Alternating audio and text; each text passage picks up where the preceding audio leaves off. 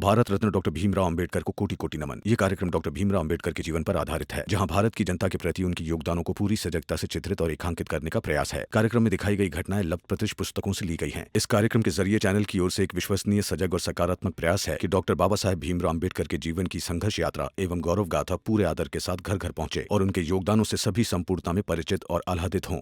दीपक, ये क्या बदतमीजी है? बदतमीजी नहीं है, पाप है। भीम भैया की मेहनत खराब हो गई। वो चुपचाप बैठे, कुछ नहीं बोल रहे हैं। कबीर सीप समंद की रटे पियास पियास, समुदहि तिनका करी गिने स्वाति बूंद की आस, स्वाति बूंद की आस। और आप सबको मजाक लग रहा है? जुकू काका, आप मेहनत से कपड़े साफ करते हैं, उसके पैसे कोई नहीं देता तो लड़ आते हैं, झगड़ आते हैं। और बेचारे भीम भैया की मेहनत चुप है वो, मत मजाक उड़ाइए उनका। हमारी बिरादरी का, हम सबका, हमारे सामर्थ्य का बनता है।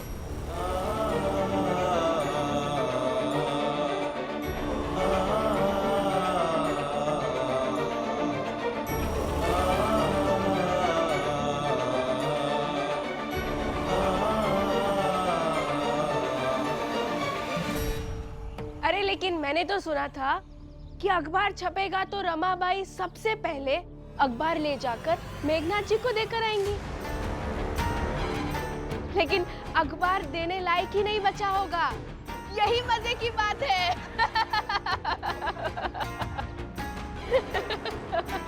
और ये बात पे चाय हमारी तरफ से, रमा की हार पर चाय।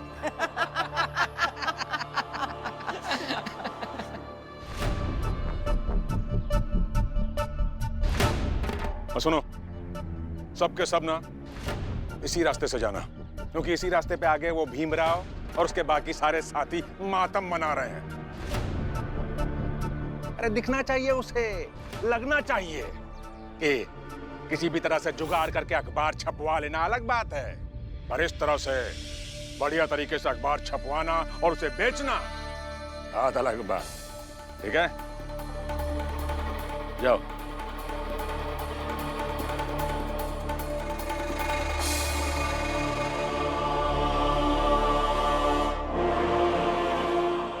रमा भाई, अब ये क्या करने आई है यहाँ?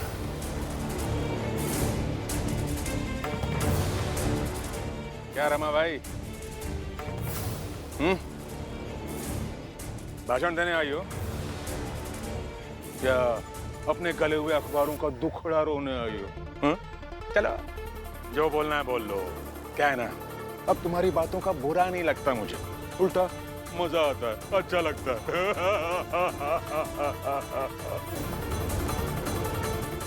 वैसे तुम चाहे कितनी भी बकबक कर लो, कुछ नहीं बदलेगा यहाँ, किसी पे भी कुछ असर नहीं होगा। याद है आपको, आपसे कहा था मैंने कि जिस दिन अखबार छपेगा ना, उस दिन एक अखबार मैं आपको लाकर दूंगी। जाइए मेघनाथ जी, अब अखबार की पहली कॉपी के साथ मिलूंगी मैं। और कमाल की बात यह है कि उतने अखबार में से ये एक ही अखबार सही मिला।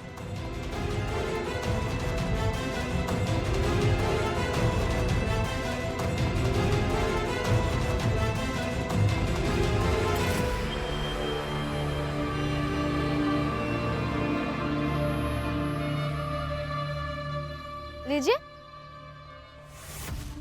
भीमराव अंबेडकर की पत्नी हूँ, ऐसे ही कुछ भी नहीं कहती हूँ, और जो कहती हूँ वो पूरा करती है।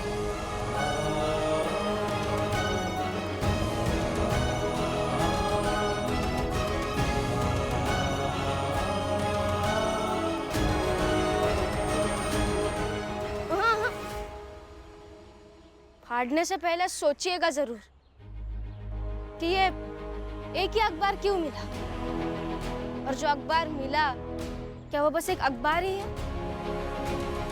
या हमारी जीत है जिसकी दास्तान कुछ पृष्ठों में छपी है, या आपके घमंड के हार की विस्तृत कहानी है।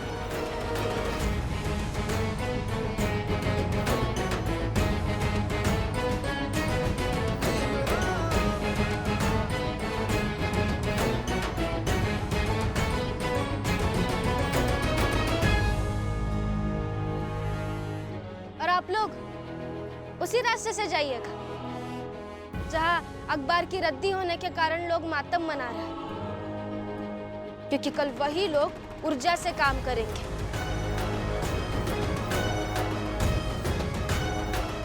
और हम बिरादरी से छोटे नहीं हैं, हम हमारी बिरादरी के योद्धा हैं, क्योंकि हम हर रात अपने घाव को सिलते हैं, मरहम लगाते हैं।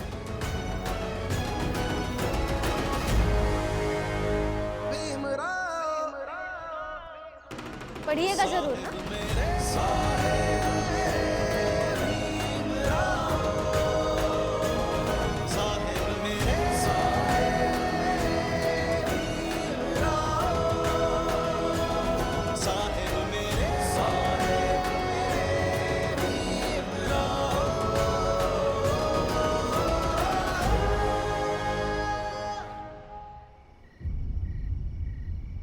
कल से हम लोग थोड़ा सतर्क ही रहेंगे। मेघनाथ जी के लोग अगर पानी वानी लेकर आए या कोई और षड्यंत्र रचा तो हम पहले ही रोक लेंगे। मुझे बिल्कुल भी अंदाजा नहीं था कि बाबा ऐसा भी कर सकते हैं।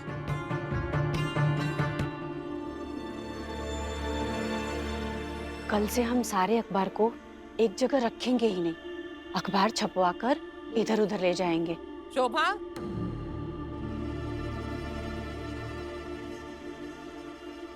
दीपक से कुछ पूछी नहीं का? आज दिन में तो बहुत आंसू बहा बहा के रोवत रहा।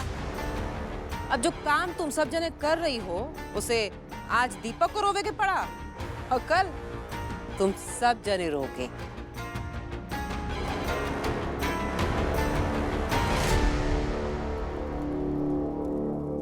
दीपक, तुम सच में रो रहे थे क्या? हाँ, आ गया था रोना, जैसे ये सब कर रहे थे। तब तो अच्छा हुआ, क्योंकि जो दूसरों के संवेदनाओं से रोए भी ना, वो क्या इंसान, वो तो पत्थर ना। और मेरा बेटा इन पत्थरों से भरी चाल में रहकर इंसान बन रहा है, ये तो खुशी की बात है।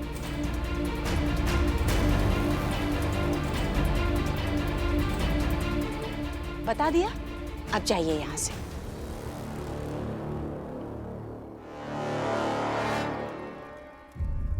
और मैं क्या कहती हूँ कि हम मेघनाथ जी से कह आते हैं कि अगर कल से वो हमारे अखबार पर पानी डाले तो हम भी ऐसा कर सकते हैं। नहीं,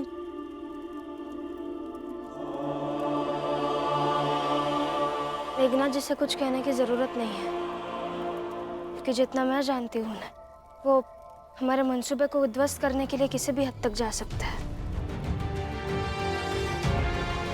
ऑफिस तो जला ही चुके हैं, छपे हुए पेपर पर पानी भी डाल चुके हैं, तो अब अखबार छापने वाली जगह पर भी हमला कर सकता है। इसलिए हमें हर तरफ से सतर्क रहना होगा।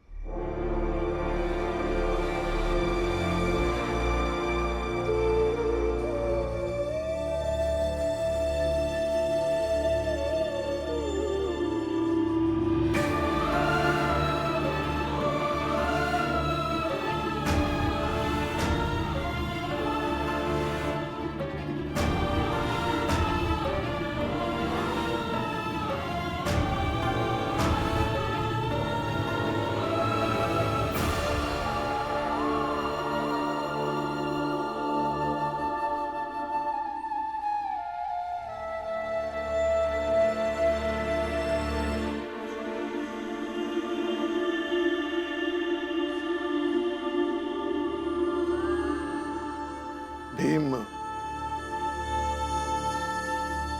जो पीड़ा व्यक्ति को खामोश करते हैं, उसकी गहराई का अंदाजा लगाना मुश्किल होता है। मैं सही सही तो नहीं बता सकता कि तुम्हें कितनी तकलीफ हुई है, कितना बुरा लगा है।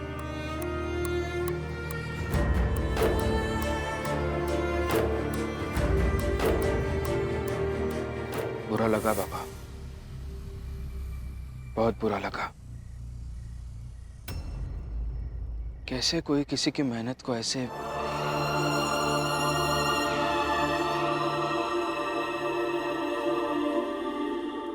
पता है बेटा, कई बार मायूसी के बीच से आत्मविश्वास और गर्व की फसल तैयार होती है। आज तुम मायूस हो, मगर तुम हिम्मत ना हार कर लड़ते रहोगे तो भविष्य में अपने बिरादरी के लोग बड़े आत्मविश्वास और गर्व से अखबार छापेंगे और पढ़ेंगे भी, और तब लोग बातें भी करेंगे कि कई सालों पहले एक भीमराव अंबेडकर नाम का व्यक्ति था जिसके हाथ में ऊंची बिरादरी के लोगों ने गले हुए अखबार थमा दिया था, इस उम्मीद से कि उसका हौसला टूट जाए। लेकिन उस भीमराव अंबेडकर ने रद्दी बन गए वर्तमान को अपनी शिल्पकारी से सुनहरा भविष्य बना दिया।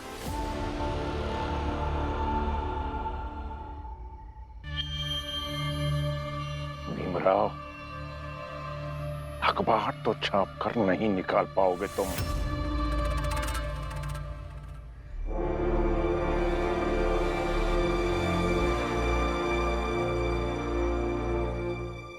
इधर देख रहे हो, सब बैठे हैं, पूरन, नंदू, रमा, सब लोग तुम्हारे कल की रूपरेखा बना रहे हैं। तो जाओ, शामिल हो जाओ।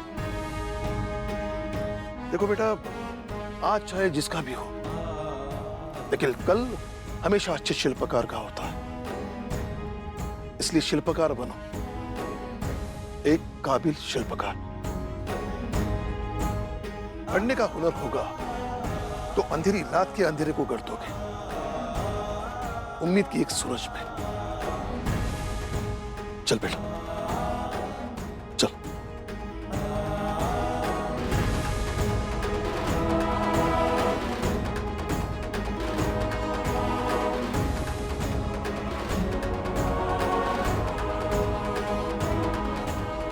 आप सबका बहुत बहुत धन्यवाद, साथ देने के लिए, प्रेम देने के लिए, विश्वास रखने के लिए और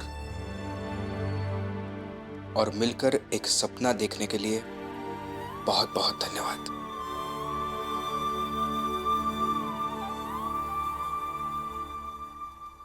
अच्छा सुनो, कल सुबह थोड़ा पहले ही हम सब अखबार बांटने के लिए निकल जाएंगे, ताकि हमारे जाने के समय का सही अंदाजा मेघनाथ जी ना लगा पाए।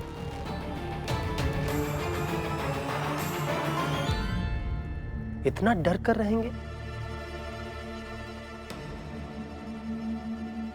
अब उनके डर से हम अपने जीवन का समय निर्धारण करेंगे। पूरन काका, कभी कभी बड़ी लड़ाई लड़ने के लिए छोटे छोटे बदलाव को स्वीकार करना पड़ता है। अब हम वैसा ही करेंगे जैसा सर कह रहे हैं।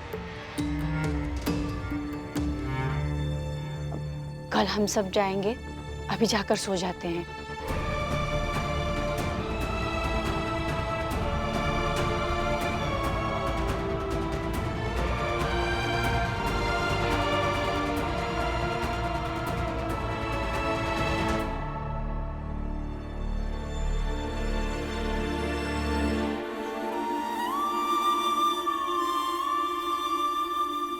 क्या हुआ? कुछ नहीं, बस ऐसे सोच रही थी कि हम दोनों एक लड़ाई में जुड़ गए, जीवन में आगे भी लड़ती रहनी होगी, तो ऐसे में लड़ते झगड़ते सोचते समझते दिन रात गुजरते जाएंगे। लेकिन इसी बीच हमें एक दूसरे के साथ भी जीना है। क्योंकि मैं एक पत्नी होने के नाते इस बात का अफसोस कभी नहीं करना चाहती कि हम कभी पति पत्नी बनकर नहीं रहे। इसीलिए मौका मिला है तो लड़ाई युद्ध सब छोड़कर आपके साथ खड़ी है। बस यही बात थी और कुछ नहीं। ठीक है, फिर हम ऐसे ही साथ में खड़े रहेंगे। जब तक तुम्हें नींद नहीं आती तब तक ऐसे ही खड़े रहेंगे, ठीक है?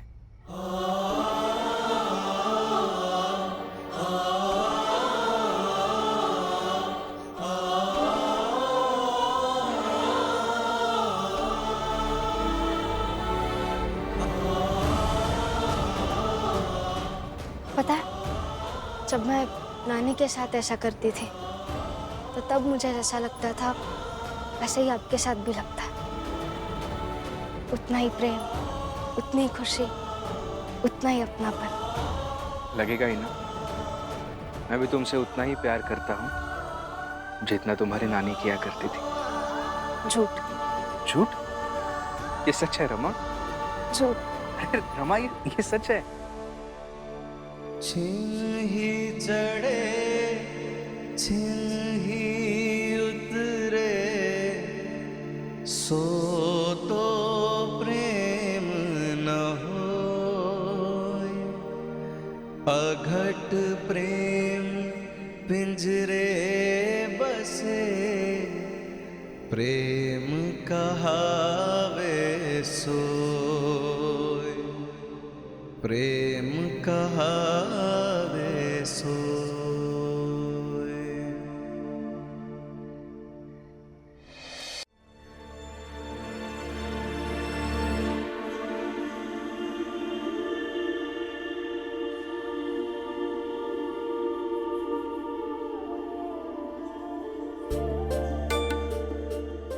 बाबा नहीं है।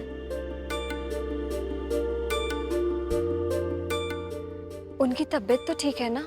क्या पता, अंदर सोए होंगे। चलो।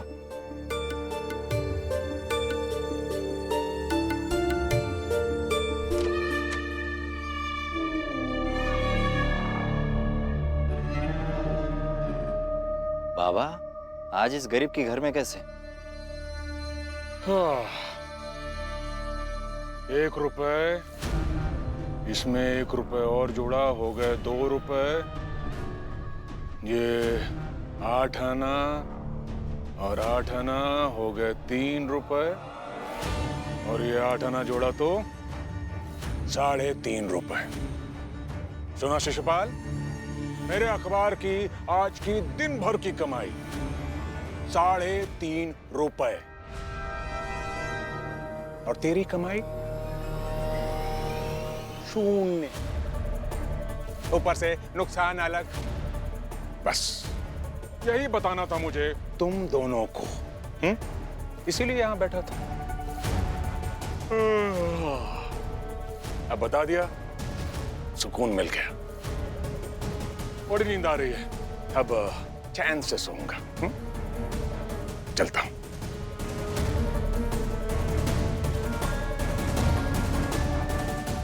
बाबा,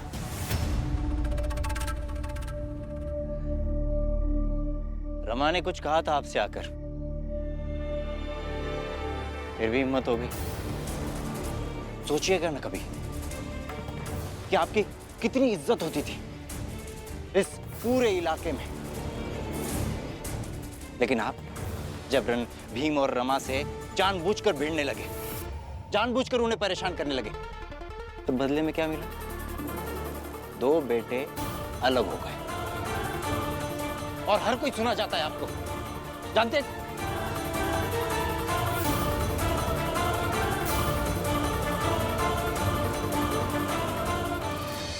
आप ना खिलाफत से थोड़ा समर्थन में आ जाएंगे ना, तो जीवन आसान हो जाएगा।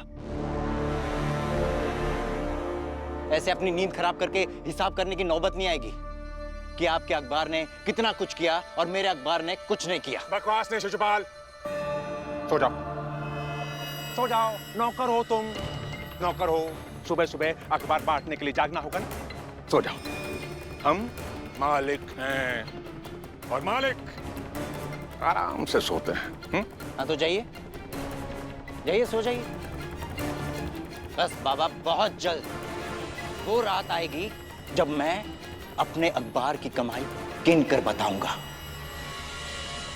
गिन कर। और वो कमाई आपके अखबार की कमाई से ज्यादा होगी। तब की तब देख लेंगे शिशुपाल।